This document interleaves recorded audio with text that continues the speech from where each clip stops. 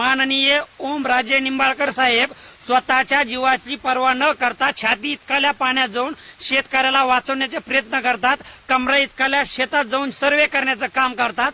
जर ओमराजे निंबाळकर साहेबासारखे खासदार सगळ्या खासदारांनी असं काम केलं, सगळ्याच आमदारांनी असं काम केलं, तर तुम्हाला नाही वाटत का की खरंच शेतकऱ्याला महाराष्ट्र शासनाला मदत देण्यास भाग पडायला लागेल?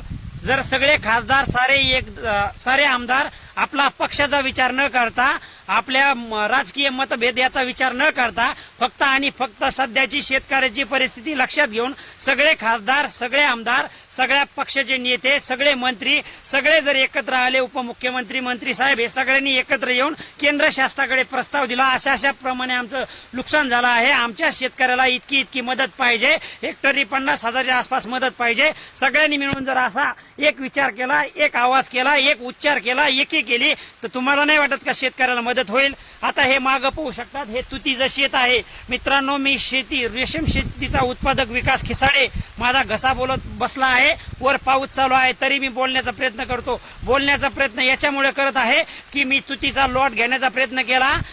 तुती जे आहे, रेशीमचं जे पीक असतं तुम्हाला माहिती आहे, या पिकामध्ये ज्या आळ्या असतात, या आळ्याला शेडमध्ये ठेवायला लागतं आणि त्यांना जो पाला आहे तो कोरडा पाला लागतो, कोरडा.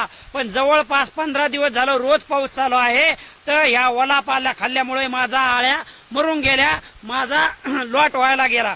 म्हणजे शेतकरी कोणता असो, तो रेशीम शेतकरी असो, तो कापूस उत्पादक असो, तो ऊस उत्पादक असो, तो सोयाबीन उत्पादक असो, तो शेतकरी जर असेल तर त्याला या पावसाचा खूप मोठ्या प्रमाणात फटका बसला आहे.